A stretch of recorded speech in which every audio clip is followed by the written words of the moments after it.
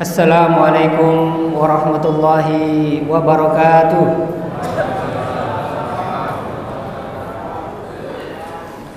Alhamdulillah, alhamdulillahilladzi anzala sakinata fi qulubil mu'minin liyazdadu imanan ma'a imanihim. Asyhadu an la ilaha illallah wahdahu la syarikalah wa asyhadu anna sayyidana wa habibana wa safiina wa maulana Muhammadan abduhu wa rasuluh la nabiyya ba'dah. Wa qala Allah ta'ala fil Qur'anil Karim, a'udzu billahi minasyaitonir rajim. Khudh min amwalihim shadaqatan tutahhiruhum wa tuzakkihim biha wa shalli 'alaihim inna salataka sakanul lahum wallahu samii'un 'alim. Shadaqallahul 'azim. Hadirin, mari kita mengucap syukur kehadirat Allah Subhanahu wa taala atas limpahan nikmatnya, terutama nikmat iman dan Islam.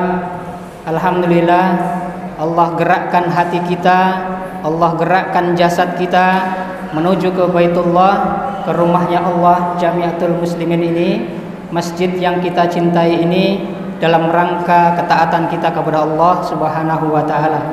Semoga jalannya kita, melangkahnya kita menuju masjid yang kita cintai ini oleh Allah Subhanahu wa taala diridhoi dan dicatat sebagai amal ibadah yang akan memberatkan amal kebaikan kita di yaumil hisab kelak. Allahumma amin. Salawat serta salam terlimpah kepada Nabiullah Muhammad Rasulullah sallallahu alaihi wasallam, uswatun hasanah, suri teladan terbaik bagi kita sekalian. Semoga kita senantiasa diberikan bimbingan oleh Allah Subhanahu wa taala untuk menjalani risalah dakwah Rasulullah, yaitu dinul Islam ini hingga akhir hayat kita. Dan semoga di yaumil hisab kelak kita diberikan syafaat oleh beliau baginda Nabi kita Muhammad Rasulullah sallallahu alaihi wasallam. Allahumma amin. Yang terhormat Pak Kiai Damanhuri, yang kami hormati Dewan Pembina dan Pengawas Masjid Jamiatul Muslimin, yang saya hormati Ketua Pengurus Masjid Jamiatul Muslimin, yang saya hormati Ketua Panitia Amaliyah Ramadan beserta pengurusnya, dan seluruh jamaah yang mengharapkan ridha Allah Subhanahu wa taala. Alhamdulillah, pada kesempatan malam hari ini kita telah melalui hari yang ke-17. Betul Bapak Ibu? Betul. Alhamdulillah, Allah izinkan kita, berikan kesempatan terbaik untuk menikmati bulan Ramadan ini hingga hari ke-17. Semoga Allah Subhanahu wa taala berikan kita nikmat panjang umur sehingga kemudian kita dapat menikmati sisa-sisa Ramadan ini, yang mudah-mudahan sisa-sisa ini adalah sisa-sisa yang terbaik bagi kita semuanya. Kita bisa memaksimalkannya di akhir-akhir Ramadan ini, karena orang-orang soleh sangat menanti-nantikan kehadiran bulan suci Ramadan. Ketika ia ditinggalkan maka ia bersedih. Itu adalah ciri yang melekat kepada hamba Allah yang taat kepada Allah dan juga Rasulnya, dan cinta akan cinta Allah dan Rasulnya, sehingga pertemuan di bulan Ramadan itu adalah pertemuan yang terindah yang diharap-harapkan. Semoga Allah Subhanahu wa taala merahmati kita semuanya. Hadirin yang dirahmati Allah Subhanahu wa taala, pada kesempatan malam hari ini izinkan saya yang fakir ilmu ini untuk memberikan nasihat kepada diri saya pribadi dan kepada jamaah sekalian sebagai bentuk watawasau bil haq watawasau bis sabr. Tema kita pada kesempatan malam hari ini adalah pendayagunaan zakat infak sedekah melalui pemberdayaan ekonomi umat. Mohon maaf, ini bukan judul yang saya pilih Bapak Ibu ya, tetapi memang sudah dipilihkan oleh panitia. Sebenarnya berat Bapak Ibu bagi saya kurang lebih sudah 20 tahun bergelut dengan dunia zakat ini ya. Sampai kemudian suatu ketika saya menemukan sebuah pola, di mana pola ini sepertinya cocok dengan era kekinian kita, khususnya di Papua. Pada tahun 2021 data BPS menunjukkan 21% kalau salah ya, 26% itu masuk dalam kategori miskin ya. Angka yang cukup banyak, jika dijumlahkan ada sekitar 900.000 warga Papua ini yang termasuk dalam garis kemiskinan. Nah, kita belum tahu angka terbaru di tahun 2022 itu berapa, tapi setidaknya ini gambaran bahwa zakat, infak, sedekah ini bisa dimaksimalkan, bisa diberdayakan untuk pengembangan ekonomi keumatan. Di zaman kekhalifahan Umar bin Abdul Aziz, beliau pernah memerintahkan kepada Said bin Abdullah sebagai gubernur Baghdad untuk mencari orang-orang miskin agar diberikan bantuan dari dana Baitul Mal yang sudah dikumpul. Tapi sang gubernur berkata kepada khalifah bahwa sudah tidak ada lagi orang miskin yang bisa disantuni. Karena apa? Karena semuanya sudah disantuni, semua sudah mendapatkan bagiannya. Lalu kemudian sang khalifah memerintahkan, kalau begitu carilah orang-orang yang berusaha untuk kemudian kita berikan modal agar kemudian usahanya itu berkembang. Nah, berkaitan dengan tema kita pada kesempatan malam hari ini, pendayagunaan zakat, infak, dan sedekah melalui pemberdayaan ekonomi umat, selaras dengan apa yang telah dicontohkan Khalifah Umar bin Abdul Aziz ketika sudah tidak lagi mendapati orang-orang miskin yang dapat menerima bantuan dana zakat. Pada prinsipnya Bapak Ibu hadirin sekalian yang dirahmati Allah, ada dua sifat pemberian bantuan. Yang pertama adalah sifat pemberian dana zakat, infak, sedekah dalam bentuk konsumtif, yang dalam artian bahwa ketika hari ini diberikan, berapa hari kemudian sudah habis. Bisa saja itu dikonsumsi dalam bentuk bahan makanan. Namun yang kedua ini adalah sifatnya produktif. Yang ini dalam dunia perzakatan kali ini disebut dengan pemberdayaan, pendayagunaan dana zakat. Nah, konsep pemberdayaan dan pendayagunaan dana zakat ini tidak seperti orang memberikan bantuan yang sifatnya konsumtif. Hari ini diberikan kemudian digunakan selesai. Tidak. Karena sifat daripada pemberian dana konsumtif ini hanyalah output. Ya. Asal disalurkan selesai.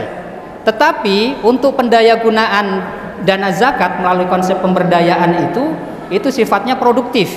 Maka hari ini diberi, ini dikembangkan dalam jangka waktu tertentu, yang dari awalnya si penerima manfaat atau mustahik itu masuk dalam kategori garis kemiskinan, atau istilah orang sosial itu adalah prasejahtera menuju sejahtera atau menuju mandiri. Itu butuh proses, butuh waktu. Nah, oleh karenanya sifatnya yang butuh waktu, butuh proses, maka ini tidak instan. Ya, butuh keseriusan dari amil atau pengelola zakat itu sendiri. Dan alhamdulillah di masjid kita ini sudah dikukuhkan unit pengumpul zakat Masjid Jamiatul Muslimin. Alhamdulillah. Ini Pak Ketuanya ada di depan saya ya, Pak Mahfud dengan pengurus. Nih ada dewan penasihatnya ini. Dewan pengawas syariatnya adalah Ustadz Kiai Haji Damanhuri dengan yang lainnya. Ini penting karena apa? Karena di dalam Undang-Undang Nomor 23 Tahun 2011 tentang pengelolaan zakat itu diatur di pasal 3 bahwa tujuan zakat salah satunya adalah untuk peningkatan kesejahteraan dan juga pengentasan kemiskinan. Ya. Di dalam peraturan Menteri Agama pun juga demikian, bahwa zakat bisa dijadikan sebagai instrumen peningkatan kesejahteraan dan pengentasan kemiskinan. Dan hari ini dunia internasional juga melihat adanya potensi zakat yang begitu besar. Bahkan di Indonesia ini menurut hitung-hitungan ya, penelitian yang sudah dilakukan oleh Puskas Badan Amil Zakat itu kurang lebih ada 300 triliun dana zakat yang belum terkelola dengan baik. Artinya masih tercecer dan itu belum dikelola secara maksimal. Makanya sekarang ini dikembangkan satu program untuk memaksimalkan dana zakat, infak, sedekah, dan dana sosial keagamaan lainnya dengan cara peningkatan kompetensi amil. Nah, rasa-rasanya Bapak Ibu, dulu ya, saya ketika tahun 2003 menjadi amil itu malu ketika saya ingin mengatakan kepada calon mertua saya bahwa saya bekerja sebagai seorang amil. Tapi hari ini tidak Bapak Ibu. Banyak sekarang ini bahkan kalangan profesional itu adalah pekerjaannya sebagai amil. Karena apa? Karena itu diatur di dalam SKKNI, Standar Kompetensi Kerja Nasional Indonesia. Itu resmi, ya. Nanti akan disamakan sebagaimana kedudukannya pekerjaan sebagai seorang guru, sebagai dokter, ya, insinyur dan sebagainya. Dan ini penting, dan itu adalah melalui kajian yang cukup panjang bahwa amil itu masuk dalam kategori asnaf yang strategis. Jika zakat ini ingin didaya gunakan dan diberdayakan untuk pemberdayaan ekonomi umat dan memberikan dampak outcome, manfaat atau impact yang cukup baik, ya, maka amilnya harus kompeten. Nah, ini kayaknya PR kita bersama nih Pak ya. Ke depan UPZ kita harus diikutkan sertifikasi amil skala pimpinan dan juga skala pelaksana. Ya, alhamdulillah saya secara pribadi sudah masuk dalam skala pimpinan. Ya. Tapi ada juga yang skala pelaksana dan itu sangat dibutuhkan karena standarisasi ini akan menghasilkan zakat, infak, sedekah yang bukan hanya output saja, yang hanya ketika diberikan, disalurkan itu sudah selesai, tetapi diharapkan dalam durasi jangka waktu tertentu itu bisa menghasilkan dari yang tadinya miskin menjadi mandiri. Artinya dari mustahik menjadi muzaki, dari yang menerima zakat menjadi orang yang berzakat. Transformasi inilah yang kemudian diharapkan dari proses pemberdayaan ekonomi umat. Rasa-rasanya tidak ada kejadian yang hari ini diberikan bantuan besok sudah bisa mandiri. Rasa-rasanya tidak ada. Maka inilah yang sekarang ini dikembangkan, setidaknya butuh 3 tahun. Tahun pertama oke, dia masih sifatnya pemberian bantuan konsumtif. Dia diberikan bantuan dalam bentuk bahan makanan, santunan dan seterusnya. Tapi tahun kedua sudah mulai harus bisa berdaya, sudah ada perubahan peningkatan ekonomi sosial dan sebagainya. Dan tahun ketiga harapannya sudah bisa mandiri. Ketika seorang itu sudah mandiri, diharapkan sudah bisa menjadi seorang muzaki. Artinya dia sudah bisa menjadi orang yang berzakat. Nah, konsep ini hanya 2 yang dimungkinkan. Ya. Dari 5 pilar pendayagunaan zakat, infak dan sedekah, kemungkinan yang bisa berhasil mengentaskan kemiskinan dan meningkatkan kesejahteraan itu 2. Yang pertama adalah program ekonomi. Nah, ini sekarang ini Kementerian Agama sedang menggalakkan program KUA percontohan pemberdayaan ekonomi umat. Itu salah satu cara pemerintah untuk meningkatkan kesejahteraan masyarakat penerima manfaat dan juga mengentaskan kemiskinan. Kita masih termasuk angka kemiskinan kita tertinggi, ya. Nah, untuk itu PR kita bersama dan ini menjadi kewajiban kita bersama untuk memaksimalkan dana zakat, infak dan sedekah.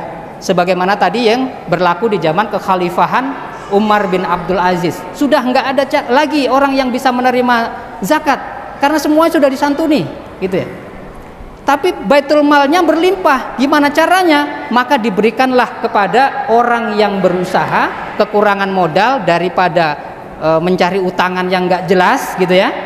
Maka diberikanlah modal itu untuk kemudian diputar. Nah, itulah yang kita sebut dengan pendayagunaan. Karena konsep pemberdayaan itu adalah sifatnya produktif, sementara konsep pemberian bantuan yang sifatnya tunai dan juga bahan makanan itu adalah sifatnya konsumtif. Nah, untuk itu butuh keseriusan kita bersama. Barangkali ada di sekitar kita yang kurang mampu masuk dalam 8 asnaf, khususnya asnaf yang fakir dan miskin, maka kita berusaha mudah-mudahan tahun-tahun ke depan tidak ada lagi yang fakir dan miskin. Allahumma amin. Semuanya bisa membayar zakat di masjid, kemudian bisa memakmurkan masjid ini sebagai peradaban umat, insyaallah. Nah, hadirin sidang salat isya dan tarawih yang dirahmati Allah, sebagai sebuah penutup bahwa zakat saat ini sudah menjadi instrumen dalam pengentasan kemiskinan di Indonesia. Untuk itu keseriusan kita di dalam mengelola dana zakat, infak, sedekah dan dana sosial keagamaan lainnya ini menjadi kunci penting untuk kemudian salah satunya memakmurkan masjid kita ini. Barangkali ini yang dapat saya sampaikan. Semoga Allah Subhanahu wa taala menerima zakat kita, menerima sedekah kita dan dijadikannya zakat dan sedekah kita ini sebagai pembersih jiwa dan harta kita, dan dijadikannya kita orang-orang yang beruntung di sisi Allah Subhanahu wa taala. Sungguh nikmat si buah coklat didapat dari sahabat. Jika tuan dan puan sudah berzakat, insyaallah selamat dunia dan akhirat. Wabillahi taufik wal hidayah. Wassalamualaikum warahmatullahi wabarakatuh.